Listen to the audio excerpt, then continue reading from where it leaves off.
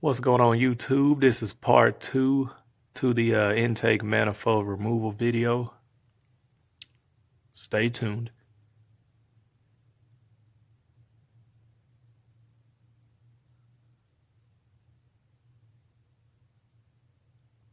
Let's say I gotta get that EGR tube out right here.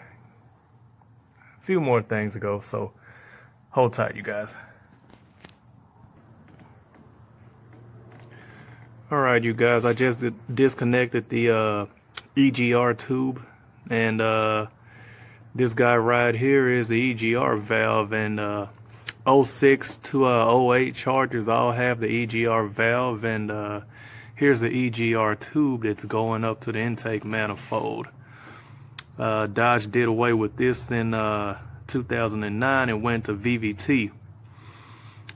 So this is part of the intake manifold setup on my charger.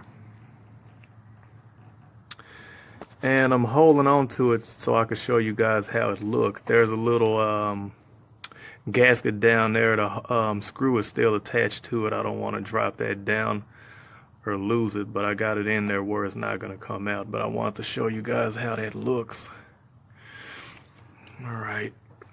And of course it's pretty easy. It just comes right out. Give it a little pull at the top of the intake manifold, and slides out pretty easy.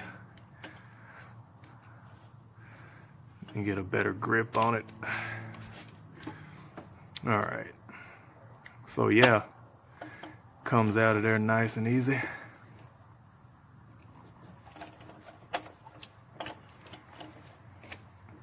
I'll loop it over my catch can holes. Alright. I know a lot of guys with the my generation Hemi engine don't really like the EGR valve. So what a lot of guys do is they'll do the EGR block off.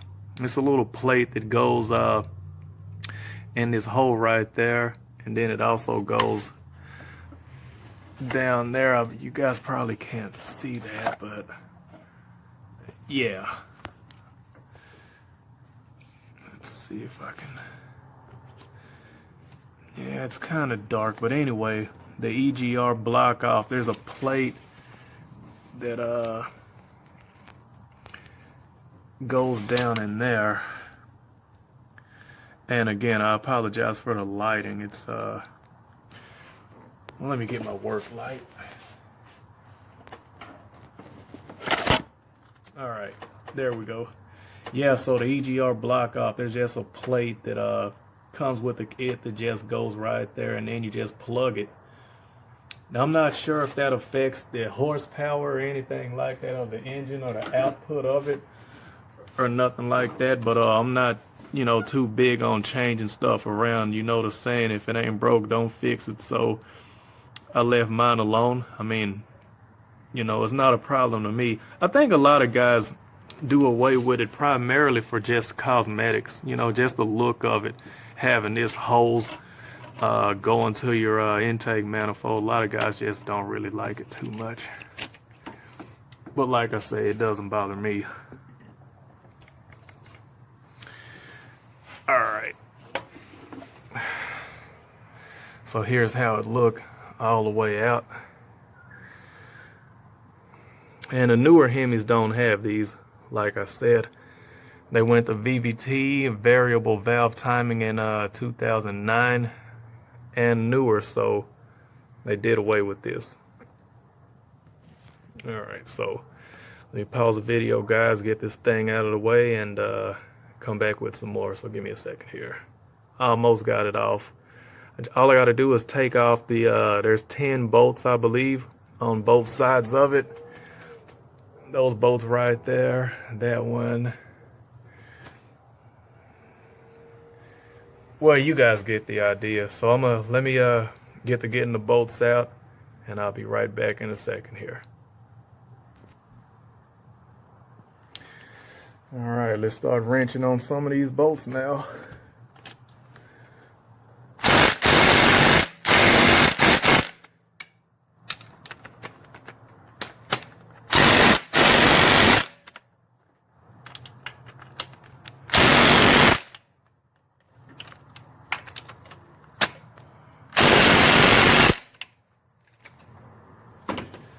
Alright, these ain't breaking or loose. I kind of hand tighten them in there, so let me break them loose real quick.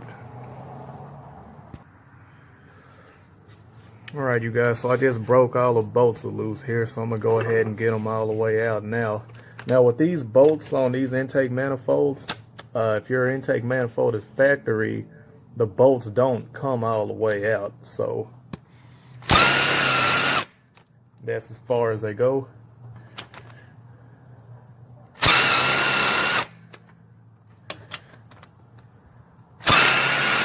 And yeah, there's 5 bolts on each side that holds it on there.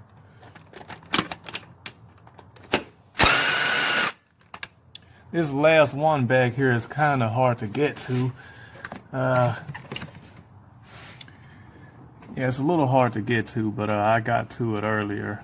I mean, I have a swivel that I can put on my my extension here to get to it, but I already got it loosened up pretty good, so I could just take it off by hand. All right, so let me get the ones on the other side, guys, so hold tight. Alright, so that last one back here ain't so hard to get to. I mean, there's just this rubber flap right here. It was kind of in the way. If you put your extension on it and fold that back, you'll be good to go. Alright.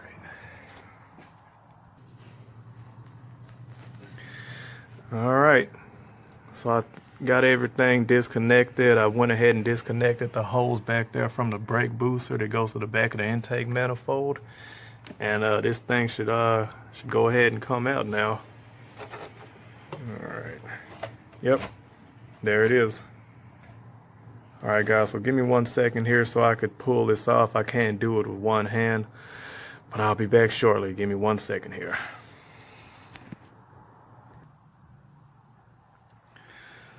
Alright, you guys, and we are out.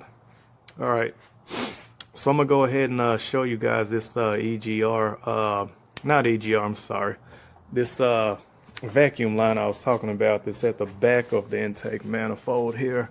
Alright, so we got this line, it's a rubber hose that's coming out of here from the back of the intake manifold, and what this does, it goes to the brake booster. You know, so that's how it look for those of you guys that you know, want to see how that look. And like I was saying about these screws on the intake manifold, they don't come out. So, and I think that's pretty cool. I like that. That way you don't, you know, you won't lose any of them, of course. And you don't have to take the fuel rail off. That stays on. And I got this towel on here so I don't waste fuel everywhere. Because believe it or not, if you turn these a certain way, fuel will come out. You know, built up fuel inside the injectors. And of course, you guys know these are fuel injectors right here.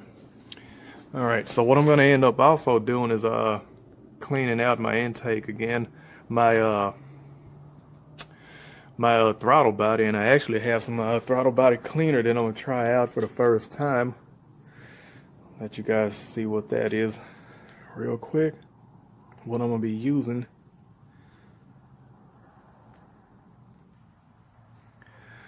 Alright, so I'm going to be trying this out here. This is a WD-40 Specialist Carbon Throttle Body Cleaner. I've read some pretty good reviews about it, so I'm gonna go ahead and try it out and see how it works. Seemed like it works pretty good based off of what I've seen, so yeah. And I'm also gonna use it on my intake ports.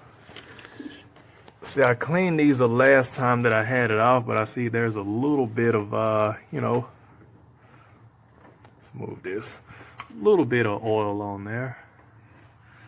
But I'm going to use it and see how good the stuff works. Yeah, sorry for the bad lighting and everything, you guys. And then I don't have a tripod, so that's why I have to keep putting the phone down. Some stuff I can't do one-handed. Alright, so main reason why I took my intake manifold off is because I'm changing my MDS solenoids. Two of them went bad. Now the last time I had this off, I went ahead and replaced the two on the driver's side. This one and that one. And it's a Dorman part. But anyway, I'm going to change these two out right here, and I'm going to show you guys how to do that.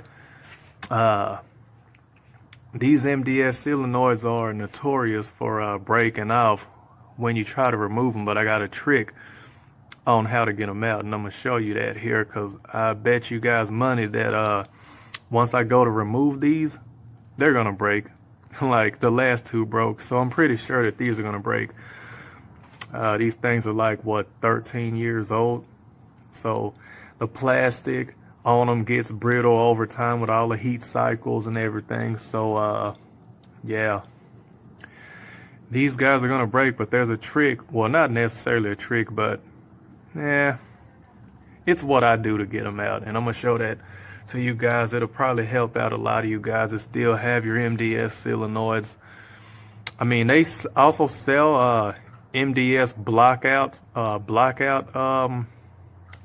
deals that you just put down in here. It's just a plastic tab that fits down in here the same way that the MDS solenoid will work, but basically it cancels out the MDS, so you know you'll be running true Hemi power at all times. Me, I'm kind of like a guy that like to save a few dollars here and there, so that's why I leave mine. You know, they're still active. Of course, I have custom tunes and stuff like that that I use at the track that automatically like cancel that out. It actually turns them off to where they're not gonna work anyway. So yeah, I can take it to the track and do pretty good. Then leave the track, you know, change a tune, and go to saving gas as soon as I leave the track, and you know, on my way back home and everything. So I think it's pretty cool. That's what I like about it. So I'm gonna keep them. Like I said, these two went bad, and trouble code that it was giving me was a P1414 and a P1416. Basically, all that mean is cylinder 4 and cylinder 6. MDS solenoid went bad.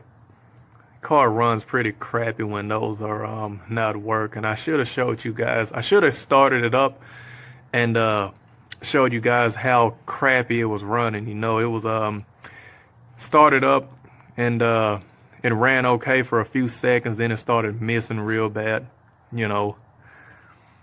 But anyway, let me go ahead and take this out of here. All this is a sound deadener, you know. Make sure that I take it out in one piece. I don't want nothing falling down in my intake ports.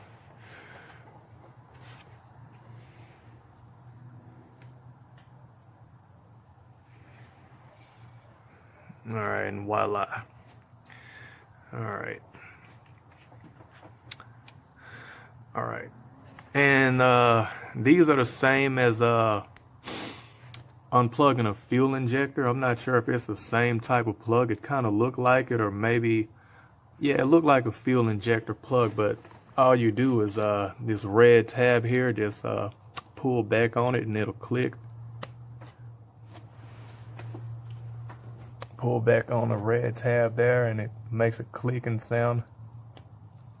That's how you know it's disengaged. Then you squeeze on it right here, pull back.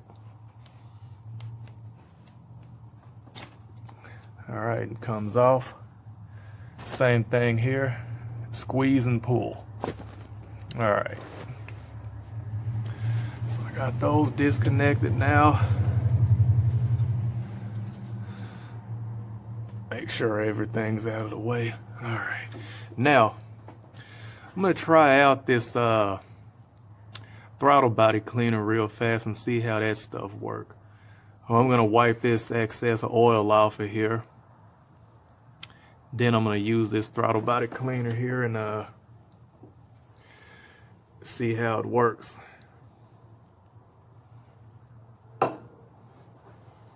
Alright, give me a second, guys.